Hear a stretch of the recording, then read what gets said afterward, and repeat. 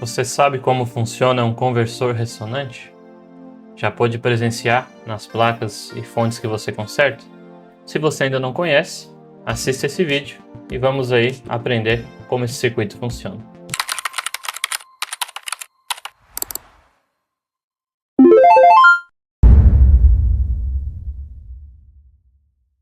Bom, pessoal, então vamos conhecer, a respeito do conversor ressonante.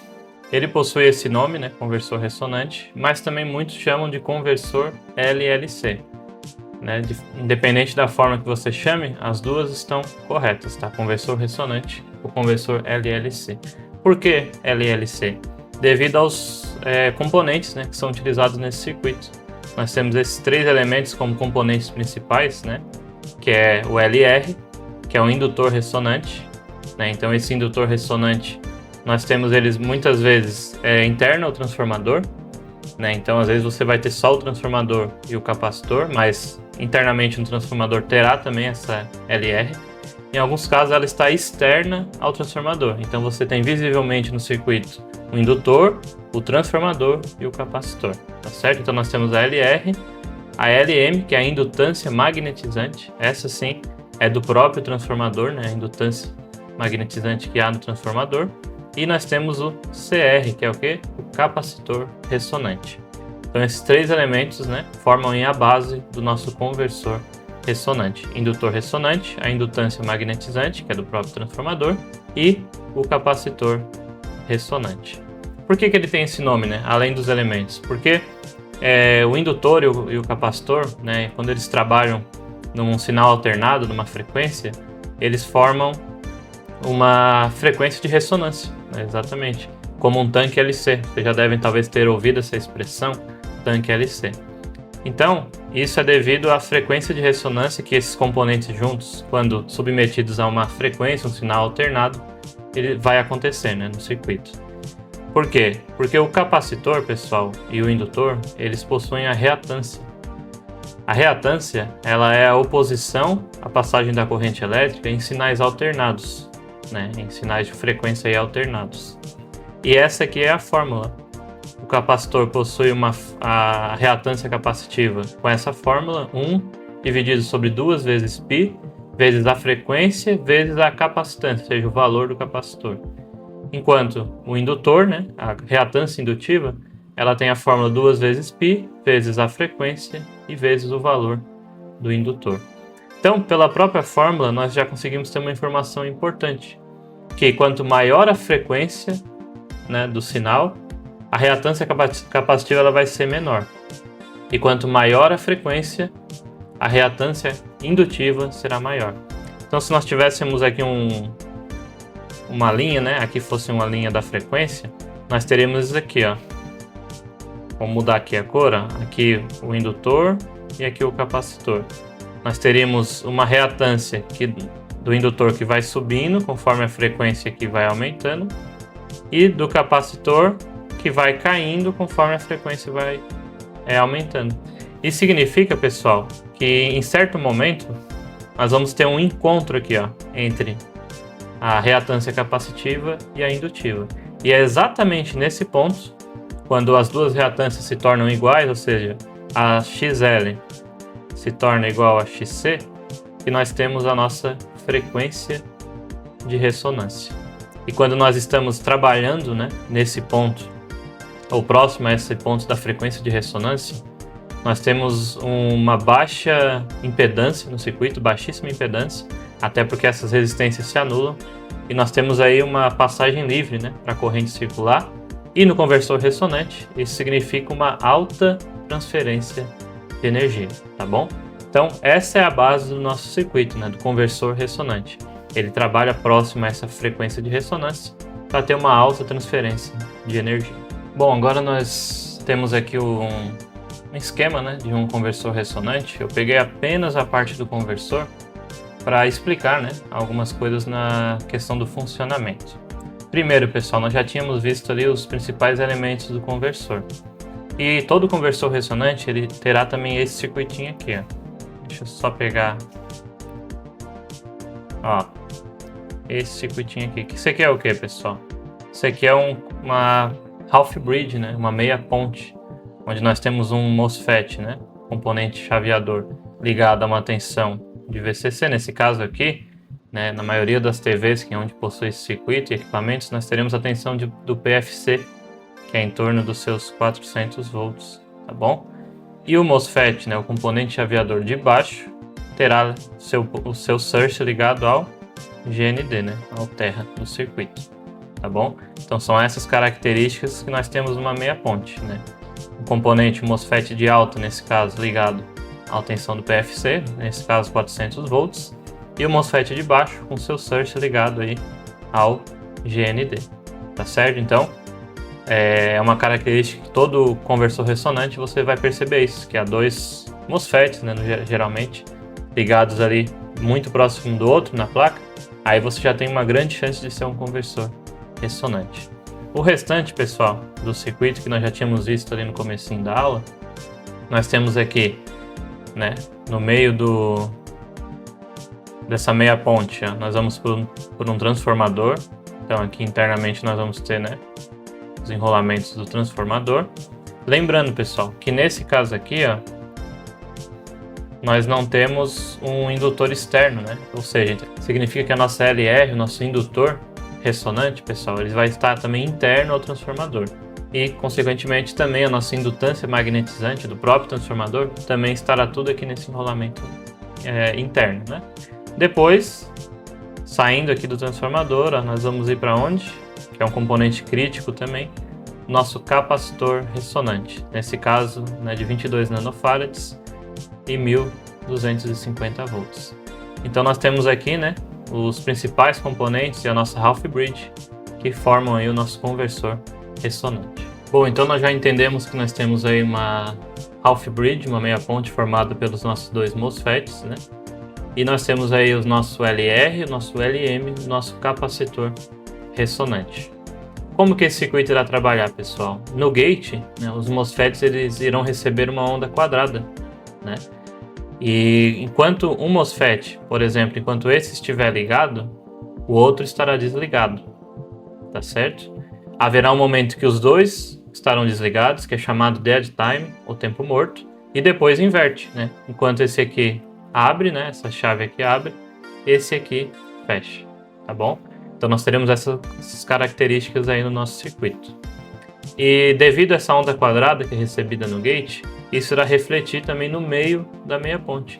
Então no meio da meia ponte, pessoal, ou seja, aqui ó, no meio da half bridge, nós teremos isso aqui, uma onda quadrada que irá variar de 0 até 400 volts, que é a tensão, né, do nosso PFC. Tá bom? Então nós teremos essa forma de onda aqui no meio da meia ponte. E do outro lado do transformador, ou seja, nesse ponto aqui, né, onde está ligado o nosso capacitor ressonante, o que nós teremos? Aqui o gráfico já mostra pra gente, nós teremos uma onda senoidal. Interessante, né, pessoal? Nós conseguimos, de um lado, ter onda quadrada, no meio da meia ponte, e do lado do capacitor ressonante, devido às características, né, desse circuito, nós teremos uma senoide aqui, trabalhando. Outra característica, pessoal, que nós encontramos nessa fonte, né, conversor ressonante, é que diferente de outros conversores, por exemplo, do tipo flyback, esse conversor ele faz o controle variando a frequência. Então, em outros conversores, né, por exemplo, tipo flyback, nós temos uma frequência fixa e o que varia é o DUT, né? Ou seja, o período em que o nosso PWM estará em on ou isso, que ele estará em on, né? Ou seja, ele pode estar um período em on maior ou ele pode ter também um on menor, né? E o período off maior. Dessa forma, a gente consegue induzir, né, uma maior potência no secundário ou uma menor potência, variando o DUT. Nesse caso aqui, pessoal, o DUT ele é sempre em 50%. Ou seja, o mesmo tempo que o MOSFET de cima estará conduzindo, será o mesmo tempo que o MOSFET de baixo também irá conduzir. Mas o que irá variar? É a frequência. Então, por exemplo, se a minha tensão lá na saída, né, o consumo aumentou e a tensão tende a cair, a frequência do nosso circuito, né, o circuito de controle irá perceber isso e a frequência irá diminuir. Consequentemente, nós teremos um período, né, um período maior, né, ou seja, Os MOSFETs irão conduzir por um maior tempo devido à frequência ter abaixado. E se por um motivo, né, ou seja, vamos supor que a gente desconectou a carga no secundário, a tensão ela tende a subir, né? O circuito de controle vai detectar isso e o nosso conversor ressonante ele irá aumentar a frequência. Consequentemente, continuará com 50%, mas nós teremos isso aqui, ó, períodos menores, né? Vamos diminuir ou aumentar o período. Consequentemente, a gente consegue mexer aqui na nossa senoide. Nós podemos então ter uma senoide maior, né, variando maior, ou uma senoide menor. Dessa forma, a gente vai induzir mais ou menos energia lá no secundário do nosso transformador e vamos conseguir manter a tensão de saída estável. Então, só para a gente resumir e deixar bem claro isso, pessoal, o controle no conversor ressonante, então, ele é feito pelo ajuste da frequência. O nosso DUT ele é fixo, é 50%. Mas quando a gente diminui a frequência, ou seja, né, a nossa frequência diminui, o período ele tende a ficar mais largo, né? Então nós vamos ter um período aqui mais largo, né? E consequentemente vamos estar transferindo mais energia. Quando a frequência, né, ela aumenta, o nosso período ele fica menor, diminui. Continua com o DUT de 50%, pessoal, isso é fixo. Mas ajustando a frequência a gente consegue um período maior ou um período menor. Consequentemente a gente consegue transferir mais ou menos energia lá para o secundário e a gente consegue mexer nessa senoide. A gente consegue deixar ela maior, né, pessoal? Ou também menor. Justamente fazendo esse controle pela frequência. Outro detalhe, né, pessoal, é que pensando a nível DC, como nós temos um DUT fixo de 50% e nós temos uma tensão que vai variar de 0 a 400, nesse capacitor, no nosso capacitor ressonante, nós teremos a metade disso. Então nós teremos uma senoide que vai ter por assim dizer, um GND virtual, ou seja, ela vai fazer a sua variação, né, tendo uma tensão DC de 200 volts. Então ela vai variar acima de 200 e abaixo de 200, tá bom? Justamente porque nós temos um DUT de 50%. Então se vai de 0 a 400 e nós estamos 50% do tempo tendo 400 volts nesse ponto, 50% tendo 0, isso significa que no capacitor nós vamos ter a metade disso, 200 volts. Então a nossa senoide ela vai variar de 200, né, acima de 200 e abaixo de 200. Então se você pegar, por exemplo, o seu multímetro e colocar aqui em DC, você vai encontrar em cima desse capacitor 200 volts. Bom, então sabendo, né, pessoal, como o controle desse conversor é feito, né, vimos que é através aí do ajuste da frequência, já vimos também as formas de onda, né, como que ele funciona. Esse circuito ele possui uma alta eficiência, pessoal, podendo chegar no geral de 90% até, em alguns casos, 97% de eficiência, o que significa uma eficiência altíssima. E por trabalhar, né, como nós já vimos aqui com essa senoide, e essa senoide vai aparecer lá no secundário, logicamente com a menor amplitude, isso significa para a gente transições mais suaves, componentes com menos perdas, né, pessoal? E isso, logicamente, ajuda aí na nossa eficiência, né, da alta eficiência desse conversor. Outra característica nesse quesito eficiência e que ajuda a gente a ter menos calor gerado, né, menos desperdício de energia dos componentes, é uma característica chamada ZVS. Você já ouviu essa expressão? ZVS, pessoal, do inglês ele significa Zero Voltage Switching, ou seja, comutação no zero de tensão. O que isso significa? Significa que nós vamos comutar esses MOSFETs aqui no momento que nós temos entre drain e source uma baixíssima tensão, pessoal, né? Praticamente zero. Não é zero, vocês já vão entender o motivo. Mas o objetivo é esse, é a gente conseguir no momento que está tendo uma baixíssima queda de tensão entre drain e source, praticamente zero, a gente faz o chaveamento do MOSFET. O que isso vai ajudar? Como nós temos praticamente zero entre os pinos de drain e source, nós temos ali praticamente nenhuma corrente, né, circulando, até porque é zero, né? Então não vamos estar gerando calor, não vamos estar tendo desperdício de energia, e esses MOSFETs aqui trabalham bem sossegados, tranquilo. Tanto que se você já teve a oportunidade de ver conversores ressonantes, você encontra muitos deles com dissipadores muito pequenos, em alguns casos até mesmo sem dissipadores. Por exemplo, em fontes de videogame, em algumas TVs, esse conversor desse tipo aqui, né, o ressonante, nem dissipador os MOSFETs utilizam. E parte disso por trabalharem aqui nesses EVS, né, na comutação no zero de tensão. Como que isso ocorre, né, pessoal? Nós temos que lembrar que os MOSFETs eles possuem algumas características. Por exemplo, os MOSFETs entre drain e source eles possuem uma capacitância parasita, que é chamada COSS. Né? Não é que foi colocado um capacitor ali, mas devido à sua construção, essa capacitância parasita acaba aparecendo. E os MOSFETs, além dessa capacitância, devido à sua construção, eles têm também um diodo interno aqui, né? Entre source e o drain.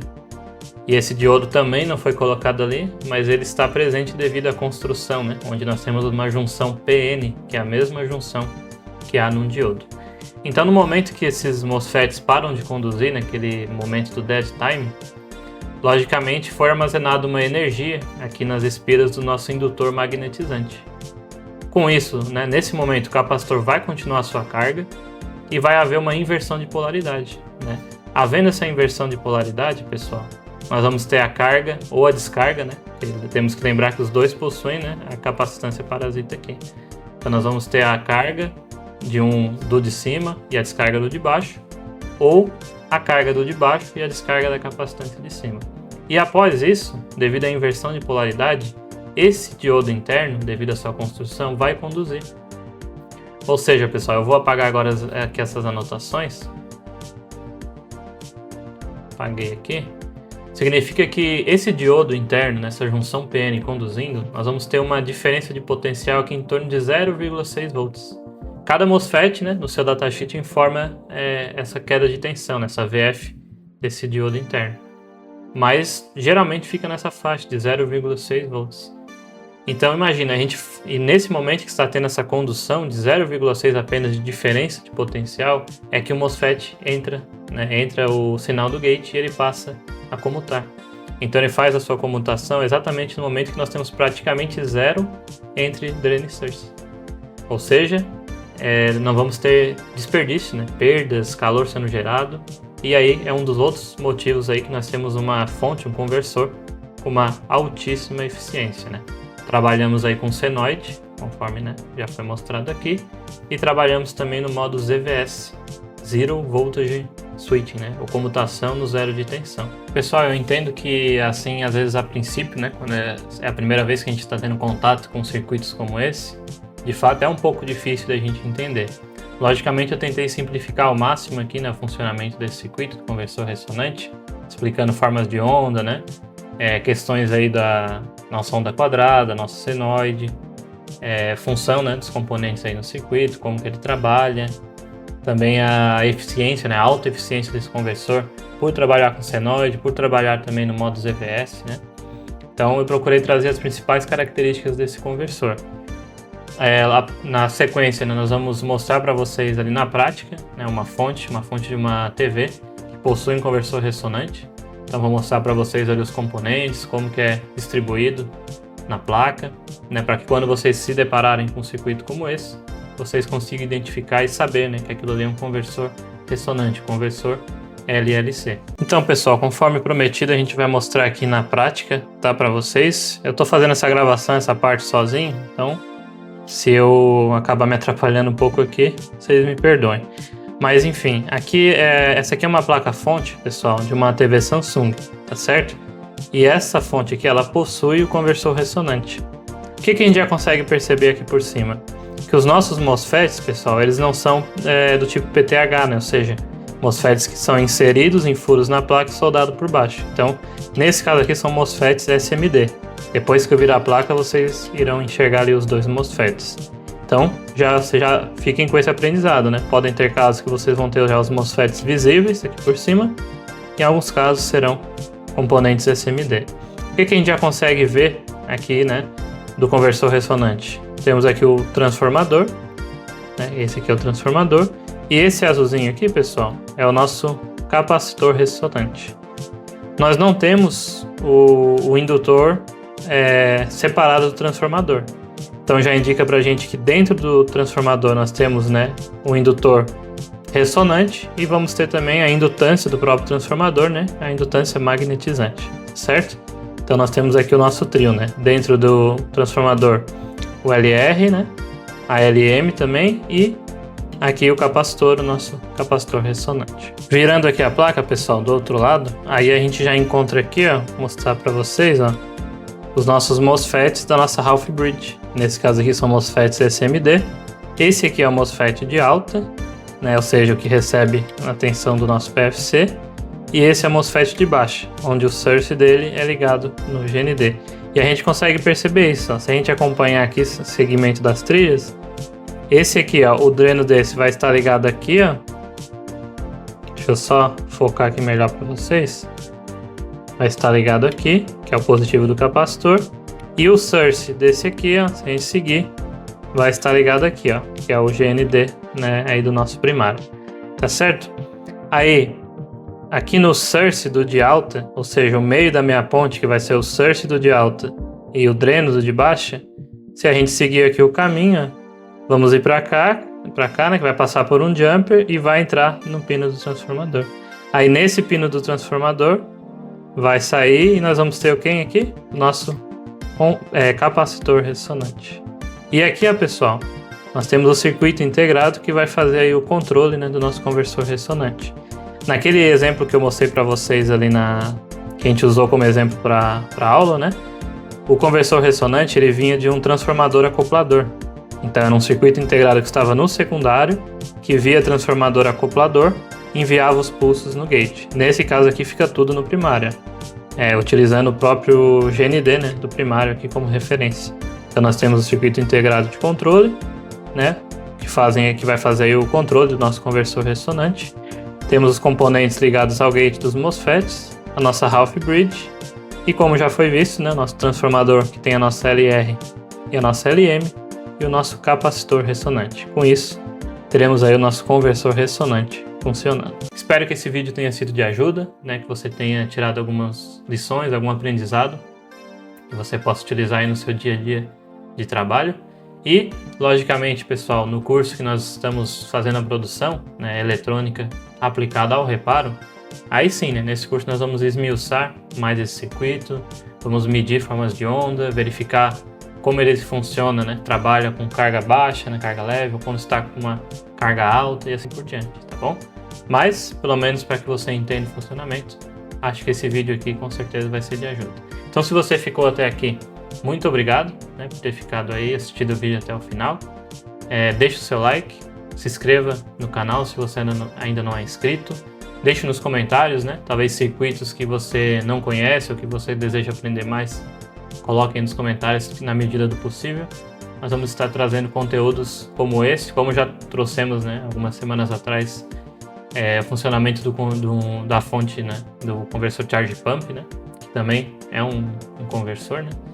Então, na medida do possível, a gente vai trazendo aí conteúdos que com certeza vai ser de ajuda no dia a dia e no trabalho de todos vocês. Mais uma vez, muito obrigado por ter assistido até o final. Valeu!